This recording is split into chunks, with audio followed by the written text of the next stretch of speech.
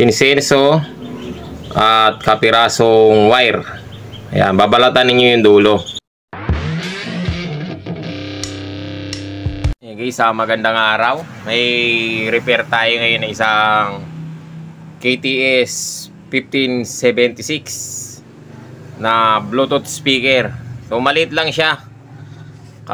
Bibili lang to, sabi ni Kuya Rudy Lelay, delivery rider na nagpagawa sa atin. So maraming salamat Kuya Rudy. At eto, meron ka na naman dinalang bagong Bluetooth speaker. So kabibili lang daw siya, galing sa online, kadi-deliver. Tapos pagkabukas hindi na siya gumana, ayaw nang mag-power. Kabibili lang nito ayun on natin. So ayaw, wala. Dapat mayroon niya kahit ilaw man lang wala. Kung sabi nung may-ari, ayaw nga daw gumana. Ngayon testingin natin. Charge natin siya. So saksak ko muna yung charger. Yun. Ayun, nag-ilaw yung kanya, nagcha-charge. So kaya lang ayaw niya talaga mag-power. So pagka ganito, ang problema niya kadalasan switch o kaya sa battery. Yung dalawa na 'yon. Pero sana doon lang wag na sanang malala, kasi pag malala ay hirapan tayo dito. So kalagin muna natin, tanggalin lang natin, tapos baklasin natin. Tingnan natin kung anong problema niya sa loob. Ngayon guys, buksan na natin siya. Ayan, natanggal na natin. So tinry kong siniris yung switch, ayaw pa din. Tinanggal ko yung battery, chinek ko, good naman, may supply naman siya. May napansin ako dito sa kanya. Itong kanyang IC, meron nakalagay na tingga, ayun parang pumatak. Pinagtatakhan ko bakit parang parang siya, nag-short na yung IC niya Pinagtatakhan ko, sabi niya kadi-deliver lang daw nito, ayaw nang gumana. O hindi pa daw napagawa o hindi pa napabuksan. Yun ang sabi niya, kadi-deliver lang daw kasi. So ibig sabihin hindi pa nagamit. Pero bakit ganon? Maaring factory defect pagka ganito. So try natin tanggalin ito. Tingnan natin kung gagana. Pagtatanggal natin dyan, kasi wala tayong hot air. Ngayon kung wala kayong hot air, ganito lang gagawin ninyo dyan. Kuha lang kayo ng insenso. Ayan, insenso at kapirasong wire. Ayan, babalatan ninyo yung dulo. Tapos yung insenso, ganito lang gagawin ninyo dyan. Ayan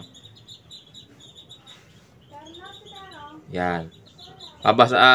Paiinitan lang ninyo insenso kasama yung wire. Tapos itatapat lang ninyo diyan sa ito. So tawag dito. Pag wala kayong kasi kung wala kayong hot air at panghinang lang ang gagamitin ninyo, mahihirapan kayong tanggalin yan. Kasi maliliit yung paa ng IC, mapino. So ngayon ganito lang gagawin ninyo dyan. Tingnan nyo, lalo nang kumalat. Gago!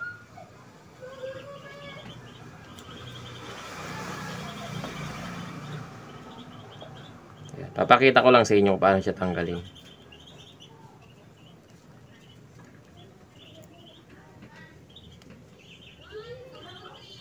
Maliit yung wire natin. Kaya natin yung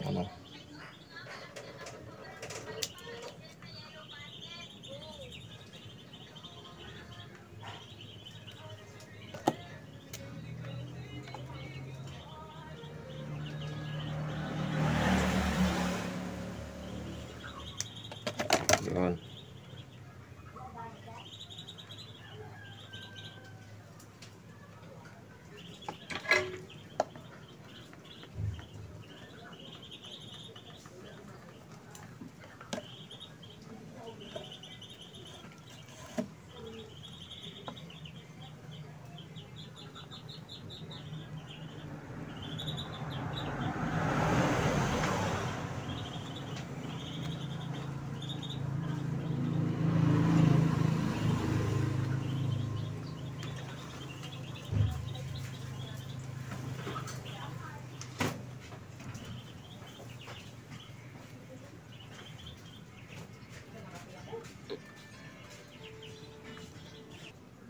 Yun, alis na. Tignan natin kung may nakadikit pa. So wala naman na ako nakikita nakadikit. So parang okay naman na.